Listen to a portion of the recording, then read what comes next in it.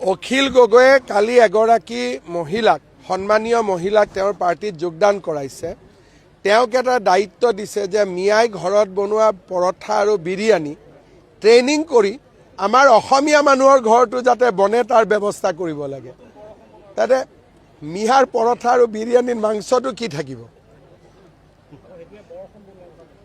তাৰমানে অখিল গগৈয়ে প্ৰথম ক'ব লাগিব যিটো মিয়াৰ বিৰিয়ানী বনাব তাত গৰু মাংস থাকিব নে নাথাকে। ইনডাইৰেক্টলি এইটো কোৱা নাইতো যে আমিও গৰু মাংস খাব লাগিব বুলি, কাৰণ মিয়াৰ বিৰিয়ানীটো গৰু মাংস দি খায়। তাৰমানে তেওঁ ইনডাইৰেক্টলি, মইতো কালি ৰাতি অখিলক ফোন কৰিম বুলি ভাবিছিলোঁ, আজি কৰিম এটা সময়ত, যে এই যে বিৰিয়ানীটো হ'ব, বিৰিয়ানীটোৰ মাংস চিকেন হ'ব নে বিফ হ'ব, গৰু হ'ব নে মুৰ্গী হ'ব? আচল প্ৰশ্নটো হ'ল সেইটো। পৰহিৰ দিনা অসমৰ মুখ্যমন্ত্ৰীয়ে কৈছে যে যোৱা ছমাহত অসমৰ 162জন যুৱক যুৱতীয়ে বহিৰাজ্যত কাম কৰিবলৈ গৈ মৃত্যুবৰণ কৰিছে। কিমান? 162জন যুৱক যুৱতীয়ে বহিৰাজ্যত কাম কৰি থাকোঁতে যোৱা ছমাহত মৃত্যুবৰণ কৰিছে। আজিও অসমৰ গাঁওবিলাক হিমন্ত বিশ্ব শৰ্মাৰ চৰকাৰৰ দিনত কেৱল দুটাই যুৱক যুৱতীবিলাকৰ কাৰণে কেৱল আৰু কেৱল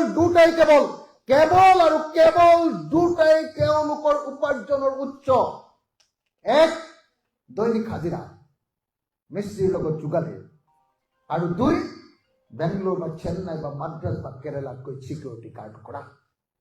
আমি এই অৱস্থাৰ পৰিৱৰ্তন কৰিব খুজিছো, আৰু সেইকাৰণে অসমৰ প্ৰতিখন গাঁৱত বছৰেকত 3বাৰ খেতি, অসমৰ প্ৰতিখন গাঁৱত এটা এটা সৰু সৰু ইণ্ডাষ্ট্ৰী, অসমৰ প্ৰতিজন কাম কৰা মানুহক আমি দক্ষ শ্ৰমিক ৰূপে গঢ়ি তোলাৰ ব্যৱস্থা, আনকি কাম কৰা বাইজনীকো, ঘৰত কাম কৰা মহিলাগৰাকীকো আমি 6 মাহৰ ট্ৰেইনিং দি পঠিয়াব খুজিছো। কেনেকৈ ঘৰ চাফা কৰিব লাগে, কেনেকৈ পৰঠা বনাব লাগে, কেনেকৈ ভাত বনাব লাগে, কেনেকৈ আপোনাৰ বিৰিয়ানী বনাব লাগে, কেনেকৈ মাৰোৱাৰী মানুহে কেনেকুৱা খায়, অসমীয়া মানুহে কেনেকৈ খায়, মুছলিম মানুহে কেনেকুৱা খাদ্য খায়, প্ৰত্যেকটো বস্তুৰ আমি ট্ৰেইনিং দি তেওঁলোকক আমি এখন চাৰ্টিফিকেট দি পঠিয়াব খুজিছো, যাতে তেওঁ এজন দক্ষ শ্ৰমিক ৰূপে, এগৰাকী কাম কৰা মহিলাই য'ত মাহেকত মাত্ৰ 4,000 বা 5,000 টকাৰ দৰমহা পায়, সেইগৰাকী মহিলাক আমি 15,000 পৰা 30,000 টকাৰ দৰমহা পোৱা এগৰাকী সন্মান থকা মহিলাক পৰিণত কৰি দিব খুজিছো। সন্মানীয় কৰ্মসংস্থাপন পোৱা মহিলাক আমি পৰিণত কৰি দিব খুজিছো।